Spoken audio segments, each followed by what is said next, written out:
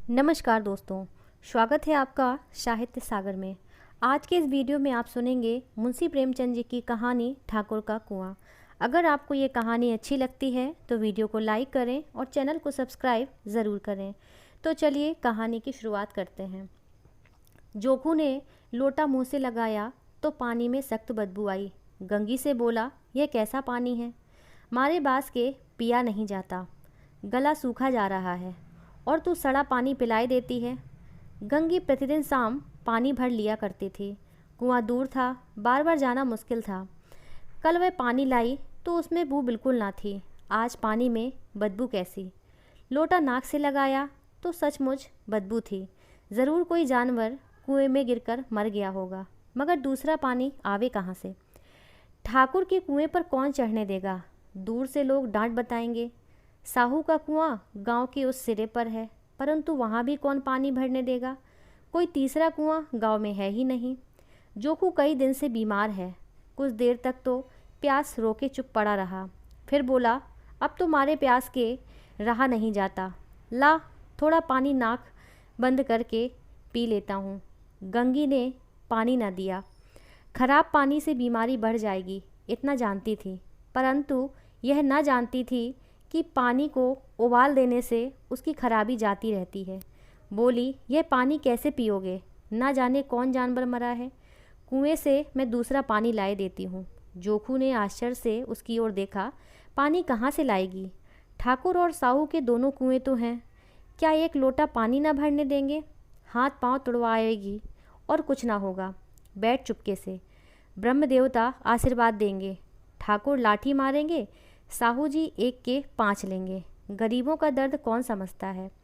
हम तो मर भी जाते हैं तो कोई द्वार पर झांकने भी नहीं आता। कंधा देना तो बड़ी बात है।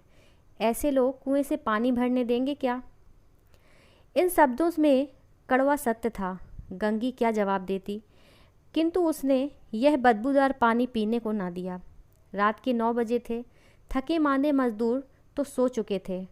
ठाकुर के दरवाजे पर 10-5 बेफिक्र जमा थे। मैदानी बहादुरी का तो अब न जमाना रहा न मौका। कानूनी बहादुरी की बातें हो रही थीं। कितनी होशियारी से ठाकुर ने थानेदार को एक खास मुकदमे में रिश्वत दी और साफ निकल गए। कितनी अक्लमंदी से एक मार्के के मुकदमे की नकल ले आए। नाजिर और मोहतमिम सभी कहते थे नकल नहीं मिल सकती। कोई 50 मांगता, कोई 100। यहाँ बे पैसे कौड़ी नकल उड़ा दी। काम करने के ढंग आने चाहिए। इसी समय गंगी कुएं से पानी लेने पहुंची। कुप्पी की धुंधली रोशनी कुएं पर आ रही थी। गंगी जगत की आड़ में बैठी मौके का इंतज़ार करने लगी। इस कुएं का पानी सारा गांव पीता है, किसी के लिए रोका नहीं। सिर्फ ये बदनसीब नहीं भर सकते। गंगी का विद्रोही दिल रिवाजी पाबंदियों और मजबूरियों पर चोटें करने लगा। हम क्यों नीच हैं और ये लोग क्यों ऊंच हैं? इसलिए कि ये लोग गले में तागा डाले रहते हैं। यहाँ तो जितने हैं एक से एक छठे हैं। चोरी ये करें, जाल फरेब ये करें, झूठे मुकदमे ये करें। अभी इस ठाकुर ने तो उस दिन बेचारे गरड़िए की भेड़ चुरा ली थी और बाद में मारकर खा गया। इन्हीं पंडित के घर में तो 12 मास जुआ होता है। यही साहू जी तो घी में तेल मिलाकर बेचते हैं, काम करा लेते हैं, मजूरी देते नानी मरती है। किस किस बात में हमसे ऊंचे हैं? हम गली गली चिल्लाते नहीं कि हम ऊंचे हैं, हम ऊंचे हैं। कभी गांव में आ जाती हूँ तो रस भरी आँख से देखने लगते हैं, जैसे सबकी छाती पर सांप लौटने लगता है। परंतु घमंड यह कि हम ऊंचे हैं। कुएं पर किसी के आने की आहट हुई। गंगी की छाती धक धक करने लगी। कहीं देख ले तो गजब हो जाए, एक लात भी तो नीचे न पड़े। उसने घड़ा और रस्सी उठा ली और झुककर चलती हुई एक वृक्ष की अंधेरे साए में जा खड़ी हुई। कब इन लोगों को दया आती है किसी पर? बेचारे महंगू को इतना मारा कि महीनों लहू थूकता रहा, इसलिए तो कि उसने पेगार ना दी थी। इस पर ये लोग ऊंचे बनते हैं। कुएं पर स्त्रियां पानी भरने आई थीं, इसमें बात हो रही थी। खाना खाने चले और हुक्म हुआ कि ताज़ा पानी भर लाओ। घड़े के लिए पैसे नहीं हैं। हम लोगों को आराम से बैठे देखकर जैसे मर्दों को जलन होती है। हाँ, यह तो ना हुआ कि कलसिया उठाकर भर लाते, बस हुक्म चला दिया कि ताज़ा पानी भर लाओ, जैसे हम लौंडिया ही हों। लौंडिया नहीं तो और क्या हो तुम? रोटी कपड़ा नहीं पाती, 10-5 रुपए भी छीन झपट कर ले लेती हो, और लौंडिया कैसी होती है? मत लजाओ दीदी, छिन भर आराम करने को जी तरस कर रह जाता है। इतना काम किसी दूसरे के घर कर देती तो इससे कहीं आराम से रहती। ऊपर से वह एहसान मानता। यहाँ काम करते करते मर जाओ, पर किसी का मुँह ही सीधा नहीं होता। दोनों पानी भरकर चली गईं तो गंगी वृक्ष की छाया से निकली और कुएं की जगत के पास आई। बेफिक्रे चले गए थे।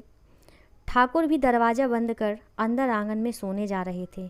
गंगी ने क्षणिक सुख की सांस ली। किसी तरह मैदान तो साफ हुआ। अमृत चुला लाने के लिए तो राजकुमार किसी जमाने में गया था। वह भी शायद इतनी सावधानी के साथ और समझबूझकर ना गया होगा। गंगी दबे पांव कुएं की जगत पर चढ़ी। विजय का ऐसा अनुभव उसे पहले कभी ना हुआ। उसने रस्सी का फंदा घड़े में डाला, दाएं बाएं चौकन्नी दृष्टि से देखा, जैसे कोई सिपाही रात को शत्रु के किले में सुराग कर रहा हो। अगर इस समय वह पकड़ ली गई तो फिर उसके लिए माफ़ी की रियायत की रत्ती भर उम्मीद नहीं। अंत में देवताओं को याद करके उसने कलेजा मजबूत किया और घड़ा कुएं में डाल दिया। घड़े ने पानी में गोता लगाया, बहुत ही आहिस्ता, जरा भी आवाज़ न हुई। गंगी ने 2-4 हाथ जल्दी जल्दी मारे, घड़ा कुएं के मुंह तक आ पहुंचा। कोई बड़ा सहजोर पहलवान भी इतनी तेज़ी से न खींच सकता था। गंगी झुकी कि घड़े को पकड़कर जगत पर रखे कि एकाएक ठाकुर साहब का दरवाज़ा खुल गया। शेर का मुंह इससे अधिक भयानक न होगा। गंगी के हाथ से रस्सी छूट गई। रस्सी के साथ घड़ा धड़ाम से पानी में गिर गया और कई क्षण तक पानी में हिलकोरे की आवाज़ सुनाई देती रही। ठाकुर कौन है, कौन है पुकारते हुए कुएं की तरफ आ रहे थे और गंगी जगत से कूदकर भागी जा रही थी। घर पहुंचकर देखा कि जोखू लोटा मुँह से लगाए वही मैला गंदा पानी पी रहा है।